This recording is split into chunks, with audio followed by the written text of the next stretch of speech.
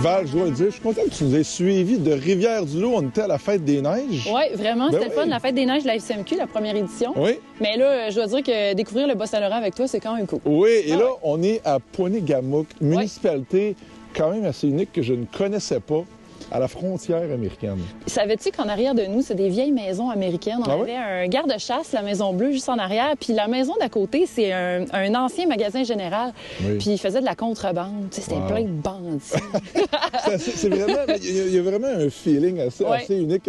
Puis il y a même la maison qui se trouve sur la frontière, qui est là-bas. On arrive là, puis la maison, t'as tout le derrière de la maison qui est aux États-Unis, puis le devant de la maison qui est au Canada. C'est quand même spécial. Oui. Mais quel endroit quand même pour faire la motoneige? Il y a le lac qui est juste à côté. C'est magnifique, pour vrai. Oui. Vraiment, là. Et ça va être bien le fun aujourd'hui parce qu'on s'en va rencontrer un acériculteur, un gars de cabane à sucre. Ah, j'adore ça, moi, le sirop d'érable. Oui, c'est Steve, c'est un gars de motoneige, c'est un triple de motoneige. Il va nous présenter le coin, les environs, quoi faire ici. Fait que j'ai bien hâte, je pense qu'on va avoir une belle journée.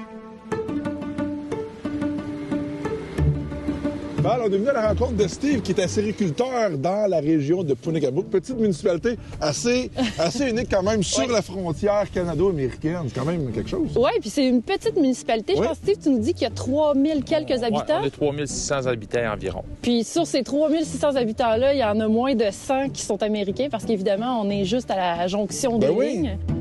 Donc, toi, tu as grandi ici et t'es acériculteur. C'est le terme, c'est ça? C'est ça. Ouais, parle-nous de ta cabane à sucre, c'est vraiment beau, là. Ben, la cabane à sucre, c'est une érablière de 12 800 entailles sur 2 sites. On est biologique. Le site est compris d'un parc agro-touristique avec une remontée mécanique, un parc de glissade, un site d'interprétation de l'érable avec des repas gourmands, style cabane à sucre à partir du mois de mars. Puis, on a des menus à la table là, pour nos motoneigistes passants. Val, moi, les cabanes à sucre, ça me rappelle vraiment les grosses motoneiges que les gens utilisaient pour travailler. C'est vraiment ça. Ben, puis Steve, il y a vraiment la motoneige pour ça. Là. Pourquoi tu as choisi celle-là, Steve?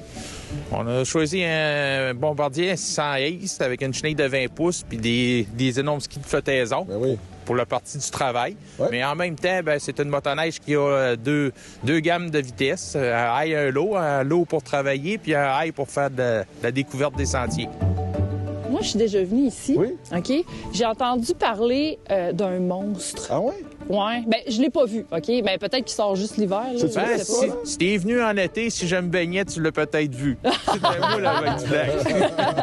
Mais toi, t'as-tu déjà vu le monstre? Non, j'ai jamais vu le monstre. C'est une légende. Comment il s'appelle, non? Ponique. C'est quoi la légende du monstre? La légende du monstre, il disait que c'était comme un monstre écaillé qui sortait de l'eau juste à l'occasion. OK. Puis, mais j'avais jamais été question qu'il avait mangé personne ou rien de ça. Là. Il n'y avait pas eu de problème avec ça. OK.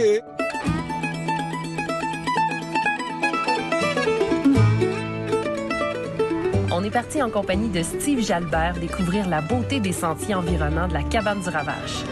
Les sentiers de cette région du Bas-Saint-Laurent mènent à la découverte de paysages forestiers et de lacs. Les sentiers régionaux ainsi que la TQ 85 et la TQ 35 créent une boucle autour des lacs à Poinet-Gamouk et la région de Témiscouata, qui sont les deux plus connus de ce secteur. D'origine amérindienne, le nom de Poinet-Gamouk a aussi été donné au lac magnifique qui parcourt le Témiscouata. C'est un village relais parfait pour profiter du calme et de la quiétude du microclimat. Un véritable refuge au cœur de votre voyage. Il est tellement beau, notre Québec. C'est le spot pour avoir la vue sur la municipalité quand même, à ce point de vue. C'est large, il y a de la place. Hein, c'est vrai qu'il n'y a pas beaucoup de vagues aujourd'hui, c'est le lac. Plutôt minime. Il y a beaucoup de vent, par exemple, mais il n'y a pas de vagues, c'est vrai.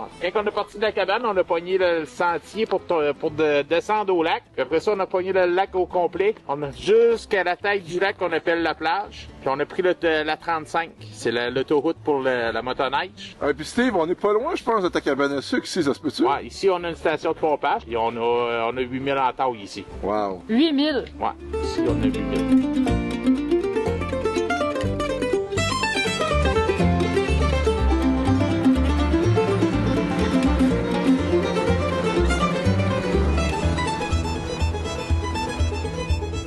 Est-ce que tu sais comment ça s'appelle quelqu'un qui est dans le monde de l'acériculture? Un passionné. Oui, parce que oui. Passionné, oui, il y a d'ouvrages ici. Là. On en a deux des passionnés, là. Oui, dont Steve qui nous accompagne. Steve, tu as quelqu'un à nous présenter? Oui, c'est mon frère Danny. On est ensemble dans la sériculture. Dans l'entreprise, ben oui. Dans l'entreprise. J'aimerais ça, Danny, que tu nous dises sur la carte présentement, on se trouve où exactement? On se situe à peu près à 45 minutes de la ville de Rivière-du-Loup. OK. Puis on est à peu près à 40 minutes des lignes du Nouveau-Brunswick, puis à 5 minutes du Maine, des États-Unis. La frontière, carrément. La frontière des C'est États-Unis. ça, comme qu'on a vu tantôt à notre Notre petite visite. C'est ça. Explique-moi un peu le trajet que vous faites faire aux visiteurs. Oui, c'est ça. On a fait un petit parcours qui s'appelle le Sentier de la Découverte. C'est un sentier qui a présentement les 3 générations de cabanes à sucre sur le site. Ces générations-là, il y avait les différents principes d'entoyage. On avait la partie quand on décollait à la chaudière, puis après ça, on a commencé la partie tublure, puis aujourd'hui, on est rendu dans la partie informatisée. On est ailleurs, on n'est plus avec les chaudières comme à l'époque. Non, c'est ça. Que toutes les contrôlés à distance via Internet là, pour les lignes, les vacuums dans les montagnes. Danny, j'ai lu quelque part aussi que le site ici là, est vieux d'environ quand même une centaine d'années, donc vous êtes la 2e génération. Comment tu vois l'avenir de cette industrie-là au Québec, des cabanes à sucre et tout ça? Est-ce qu'il y a de la relève? Comment ça se passe? Ben moi, je vous dirais que l'avenir de la sériculture est elle va être plus que belle parce qu'il y a beaucoup de sériculteurs qui ont de la jeune relève, qui reprennent les entreprises. C'est pas un domaine qui est appelé à s'atteindre. OK, tant mieux. Non, loin de là, c'est un domaine qui est appelé à prendre l'expansion. On a la Fédération des producteurs acéricoles du Québec qui travaille fort pour nous. D'année en année, ils rouvrent des nouveaux marchés dans de nouveaux pays. C'est pour ça que je vous dis que la sériculture, c'est pas demain matin que ça va s'arrêter. C'est fait la clenche au fond. Tu rentres, tu sors. Et voilà, t'as entendu ton premier érable. Bravo. Félicitations. Bravo. C'est un travail d'équipe, en fait. Ben oui, absolument. Un érable, c'est exactement comme nous autres. Si on se fait une grosse blessure, ben, il va falloir faire une couture pour pouvoir former. Ben, le principe d'érable, c'est la même affaire. Si on y fait une grosse entaille, ça va être pas mal plus long à cicatriser qu'avec une petite entaille. Hey, sais-tu quoi? Moi, il n'y a plus jamais je ne vais graver mon nom sur un arbre. Non, sachant ça quand même. Ouais, vraiment. Ça nous fait réfléchir. Ouais. Oui, vraiment. Ben, on va continuer. On va aller voir la cabane. Allons visiter. Yes!